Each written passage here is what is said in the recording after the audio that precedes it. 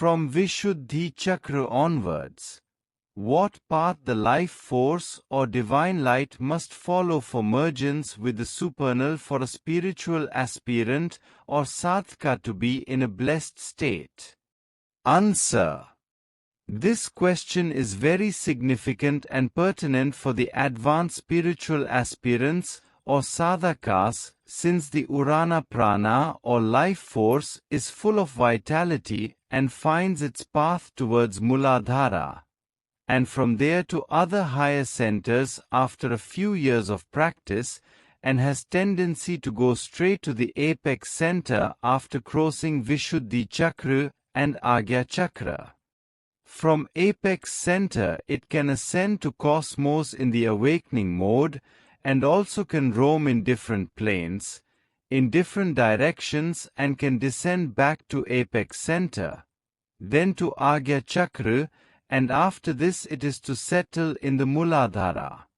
It seems when it goes straight to the apex center, as if the soul with the mental energy along with the life force has gone for excursion in the cosmos and returned back without any spiritual gain, and without experiencing a blessed state in the complete process.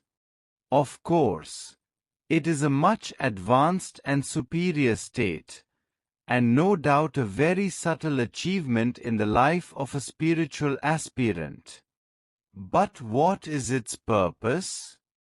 Does it really serve any meaning of being a spiritual aspirant? However, even to achieve this stage, sadhaka spends a major part of his life. An appropriately advanced spiritually realized guru or master can only advise the spiritual aspirant that this is not the path to be followed in the pathless path, in the stateless state, for the spiritual advancement to get into the blessed state.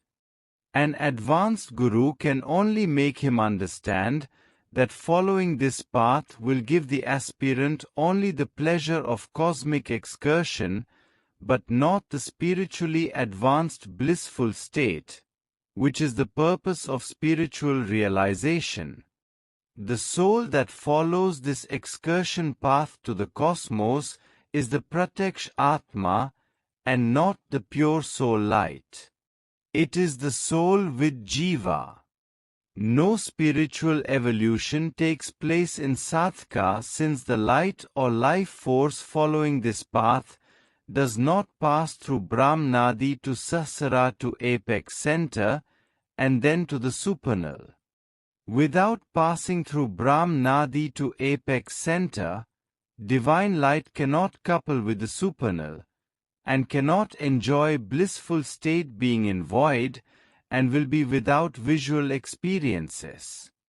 The spiritual aspirant must be very vigilant in the initial stages of spiritual development, that from the Visuddhi Chakra onward life force must pass through Lambika Chakra before reaching to Kutastha Chaitanya. Here at the midpoint between the eyebrow, that is at the Ajna Chakra, life force must get concentrated, and the whole mental energy of the sadhaka must get submerged in the spirit or the pure soul. At Dhara Chakra, only pure souls must ascend with the life force leaving behind the jiva, otherwise spiritual aspirants may get a lot of visual experiences at the Ajna Chakra onwards. Mind must get fully merged with the soul at this center, and then the soul must step into the dream state to Sushupti state, which is a deep slum state. The complete kinetic energy of the mind must get transformed into the potential energy at this point. The spiritual aspirant gradually must come into Turiya or transcendental state at this location. Then life force under these conditions turns into the divine light, and by divine awareness it ascends upward, taking the pathless path towards sky. From this location, gradually by divine blessings, it reaches to the Unmani Chakra, passing through Brahm Naadi, crossing other nameless 9 chakras in the Chidakasha. As a pure light, it ascends without mental energy, merely by partial divine awareness. This divine light by itself penetrates the Sahasrara, the 1,000-petal lotuses, before reaching to Apex Center, towards its way to the Supernal, and the spiritual aspirant enjoys the divine bliss when the pure light soul merges with the Supernal. On the contrary, if this path is not followed, Sadhaka cannot enjoy the blissful state. So the spiritual aspirant must be very vigilant that the life force must be concentrated at the Ajna Chakra before it ascends further as the pure quanta of divine light. Similarly, if the cosmic energy is descended to the apex center from cosmos, it must be allowed to be concentrated at the Ajna Chakra, and then gradually it must be allowed to descend to other downward chakras through the spinal cord.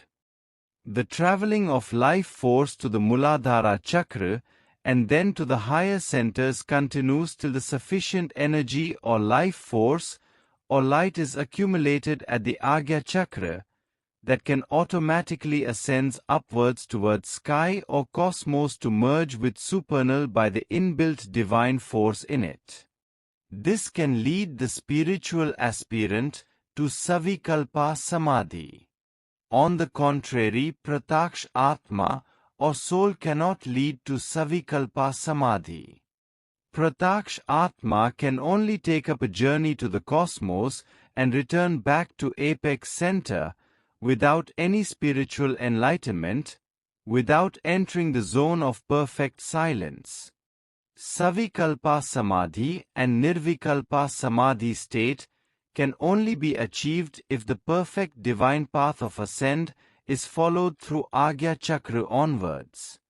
This only can enhance divine qualities in the spiritual aspirant and can gradually turn him to be more compassionate, sincere, full of patience and kindness, truthful, to increase in him the quality of forgiveness and so on, and transform him to a divine personality of universal love. He then cannot hate anybody, and not even his worst enemy.